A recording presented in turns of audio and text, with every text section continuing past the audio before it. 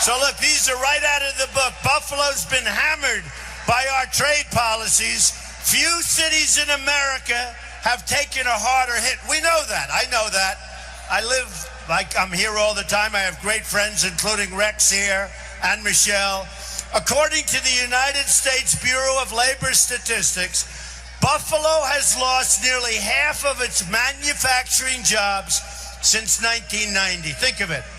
Three main reasons: NAFTA, Asian currency manipulation, product dumping, China's entrance into the World Trade Organization.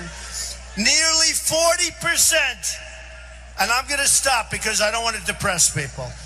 Nearly 40% of Buffalo's lost jobs have occurred since 2001. Don't worry. New York State has lost 3 out of 4 of its manufacturing jobs since the 60s. 3 out of 4. So folks, look, here's what's happening. We're making horrible deals. We have people that don't know what they're doing. Companies are moving to Mexico and every place else. We have NAFTA, which was, by the way, a Clinton deal. And as you know, Bill Clinton was married to crooked Hillary Clinton. You know that, right? You know that. And that is a total disaster. NAFTA has been a disaster. Now we have a new one coming up, Trans-Pacific Partnership. It's going to make NAFTA look like peanuts. We are going to cut it out. We're going to stop it. It'll be detrimental as hell to the people up here and all of the people in the United States. And by the way, Ted Cruz, Lion Ted Cruz, Lion Ted, one of the great liars of all time, Lion Ted. How you doing with Trump? We're doing great. We're winning, winning, winning. And then you see, I'm killing him on states, and I'm up 2 million votes or more than that. 2 million votes. How we doing with Trump? Oh, we're doing great. Yeah, we're doing great. Now, tomorrow, I have to tell you, that's a big day. Because tomorrow, we're going to show Ted Cruz, who hates New York, When you look at that debate, and you see the way he talked about us and New York values, here's a man that turned down Sandy money for this state and plenty of other money. We had lots of things coming into New York, and he voted against. No New Yorker can vote for Ted Cruz, and no New Yorker can vote from Kasich when he was one that approved NAFTA. He voted in favor of NAFTA, which has been a disaster for your state and for this country. A total disaster. So, with all of that being said, tomorrow, get out and vote. We've got to vote.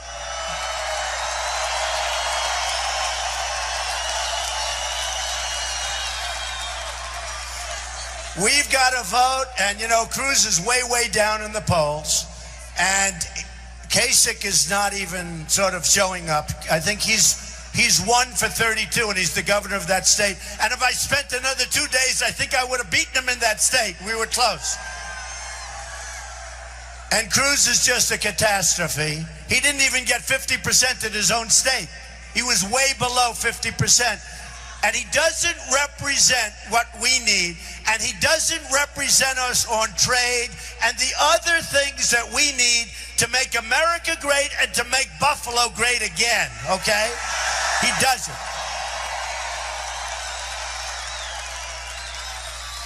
Now, I've been having like an interesting period. I've never done a thing like this. I said I've been a politician for 9 months. Can you believe this?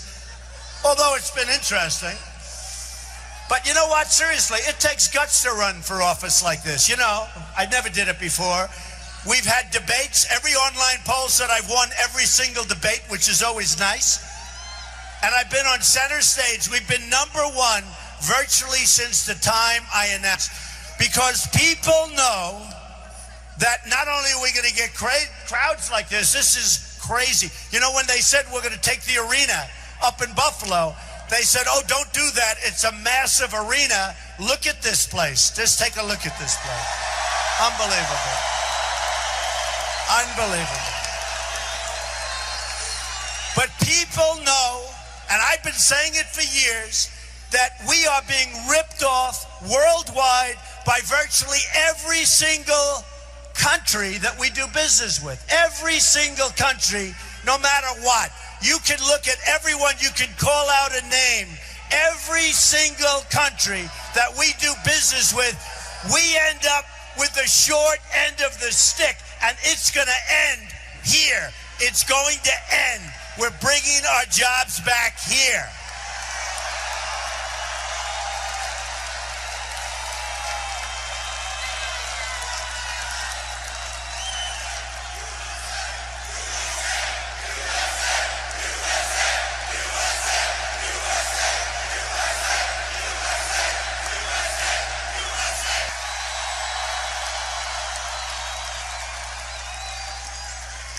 We want to end Common Core, end it, and bring education locally to Buffalo and all of the local communities.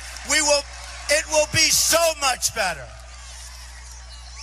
And we want to have strong borders where people can come in, but they have to come in legally. They come in legally.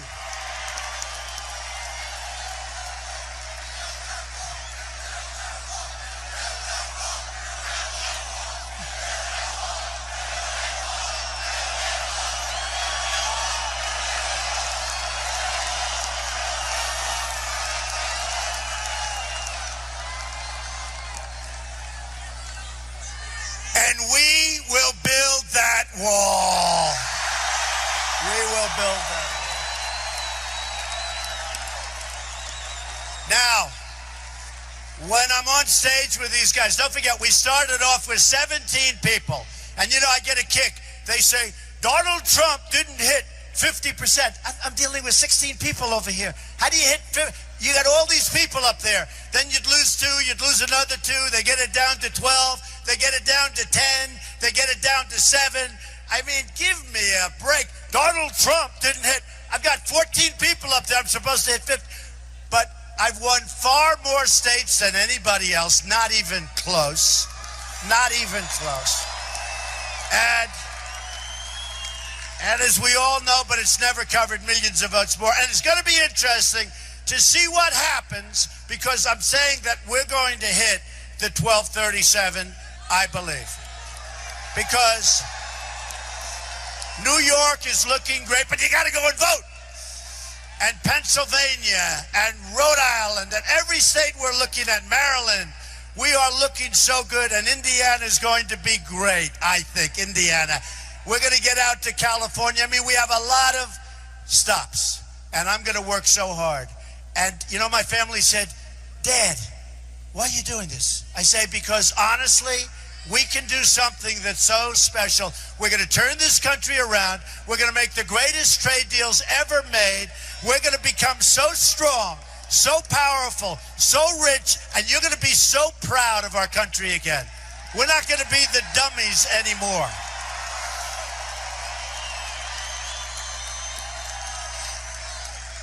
So when I'm on the stage at one of the debates, one of my folks come up. First of all, they all said, remember, you can't build a wall. China built a wall 13,000 miles long and 2,000 years ago. 2,000 years ago, the Great Wall of China. This is the Great Wall of Trump, I guess. I don't know.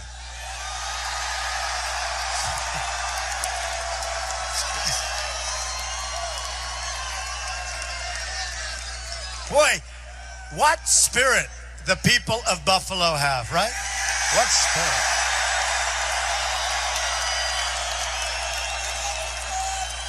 And you know, I have to tell you, see all those cameras going on? Every night they put us on live. They don't cover anyone else live. They like it live. Some night I'd like to have it not so live so we could really talk, folks. But these are the most, I'm telling you, these are, well, let's see, Lion, Ted, maybe it's pretty. By the way, wouldn't it be interesting if Ted Cruz came in third tomorrow? Won't that be interesting? Very interesting. Honestly, I never thought I was going to see him as one of the last three people. I never thought it was going to happen. I never thought it was going to happen. I could name the other ones, but I don't want to do it. I thought there'd be other people, before we have final victory. I didn't expect to see, honestly, I didn't expect to see either of these two, but that's okay. That's okay. So during one of the debate's over, I had talked about Mexico's going to pay for the wall. I had talked about the wall, and a couple of the participants came up to me. They said, Donald, you know you're not going to build a wall. I said, why not? You can't build a wall. Really? Why not? Tell me why we can't. And they said, I don't know. Do you know how easy that is? Beautiful precast concrete going up.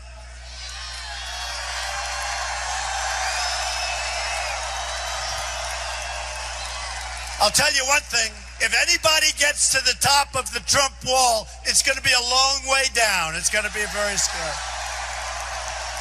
It's going to be a real wall. But they said, you can't really build a wall. And I said about the Great Wall of China, which is a very serious wall, by the way. I told them about the Great Wall of China. I said, look, over there, you're talking about 13,000 miles. Over here, you're talking about really 1,000 miles. It's 2,000, but because I have a lot of natural barriers, etc. We have 1,000 miles. They said, you'll never be able to build it. It's so easy, so easy. When I can build 6,000 units in the middle of Manhattan on the Hudson River, I can guarantee you this is easy by comparison. With all the stuff I put up, with all the environmental permits I had to get for so many different jobs all over the world, on oceans, in Scotland on oceans, where they said you'd never be able to get the approvals. I got the approvals. In New York, in Manhattan, in Washington, in California, no matter where, on the Pacific Ocean, with all of what I've done. Look, I borrowed $1 million, and I turned it in a relatively short period of time into more than $10 billion. Okay, folks? That's the numbers. Now, one of the most iconic companies, some of the great assets anywhere in the world, all of the papers are filed. I had to file the papers. A couple of friends of mine, many of the great businessmen supported me. And by the way, we're going to use these people to negotiate with China, Japan, and Mexico. These are the best negotiators in the world. We have political hacks right now. So it's a company with some of the greatest assets, most iconic assets in the world, very little debt, tremendous cash flow. All the papers are filed. The press was devastated. They went to sea. They were going crazy. It was like a feeding frenzy. They were going to do a number, and then they said, oh, man, he really built a great company. It's private. They didn't know. It's the first time I've ever done a filing. And you know what happens? I'm not saying that in a braggadocious manner. I'm saying this. This is the kind of thinking, at least for a period of time, till we straighten things out, big league, that our country needs. We are going to have tough, smart trade deals, really smart trade deals. If you want to deal in China, they send their stuff to us, no tax, no nothing. If you want to do business in China, it's virtually impossible, number one, to get your product in, and if you do, they tax you. So what are we doing? This is not free trade. This is stupid, stupid, stupid trade, and it's not going to happen. So here's the story, folks. Tomorrow is a big, big day, because the thing I like most are, I hope it turns out this way, but we have these massive polls. I don't like massive polls for one reason. People may say, oh, let's stay home. We have a movement going on like they say they have never seen in this country. Time magazine covers many times, all of the newspapers, and as much as the media treats me unfairly, they do admit there's probably never been anything like this. We had 35,000 people in Mobile, Alabama. We filled up Maverick Stadium in Dallas. We fill up everything. So here's the story. You're going to leave here and you're going to say that was a great evening. But more importantly, tomorrow, you're going to go and vote. And you're going to make sure all your friends are going to go and vote.